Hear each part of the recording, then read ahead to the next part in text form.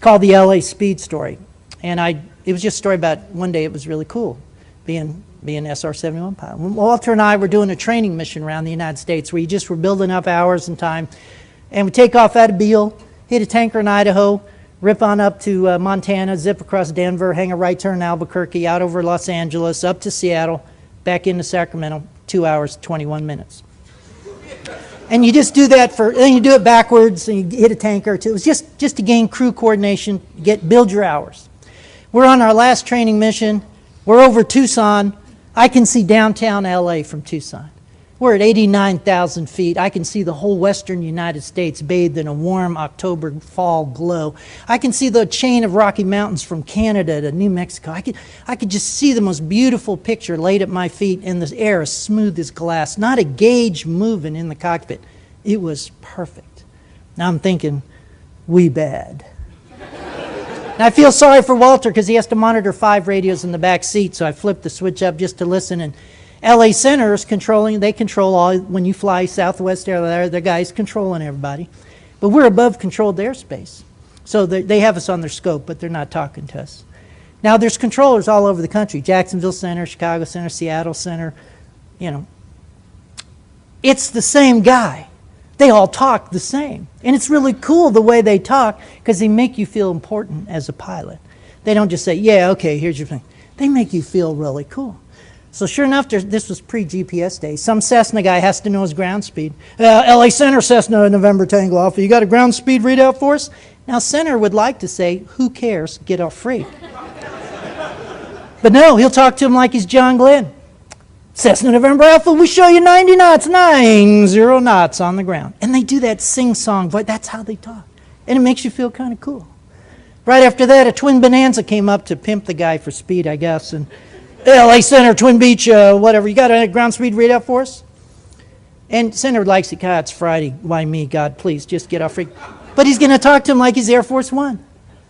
Twin Beach, we show you 121, 20 knots on the ground. And right after that, a Navy F-18 out of Lemoore popped up on frequency. And you knew it was a Navy guy because he talked really slick on the radio. Center, Dusty 5-2, speed check. And I'm thinking, wait a minute. Dusty 5-2 has a ground speed indicator and that $1 million F-18 cockpit. It's right there in the heads-up display. Why is he calling Center to broadcast his speed? I get it. We are just the meanest, baddest, fastest military jet in the valley today. We're taking our little Hornet jet over Mount Whitney and ripping across Death Valley. And we want everyone from Fresno to the coast to know what real speed is. And you can almost hear a little glee in the controller's voice like, we have put an end to this.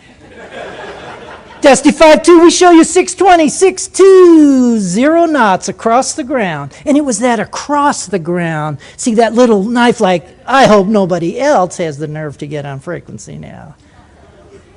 And there wasn't an airliner from Seattle to San Diego that wanted to be next on Freak. It's sort of an etiquette thing amongst flyers. And a 12-year-old was reaching for the mic button. And I thought, oh, no, wait, Walter's in charge of the radios. I flew single seat all those years, but I'm in the family model now, and I want it. No, it's the Navy. They must die. They must die now. And I thought, no, but if I do, I'll upset Walter, and I want us to be a good crew. And at that moment, I heard a click of the mic button in the back seat. Ladies and gentlemen, Walter and I became a crew at that moment. In his best innocent voice, LA Center, Aspen 30, have you got a ground speed readout for us? You could almost hear a collective gasp on Freak like, oh, the poor fools didn't hear the previous transmissions. Oh, they got crushed like a grape. It's just a pilot thing. But Center had to give you that same voice.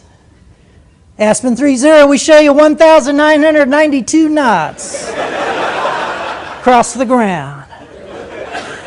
When I knew I was going to like Walter a lot is when he came back and said, Center, we're showing a little closer to 2,000. Ladies and gentlemen, we did not hear another transmission on that frequency all the way to the coast. The king of speed lived, the Navy had been flamed, and a crew had been formed. For just a moment, it was absolutely fun being the fastest guys on the block.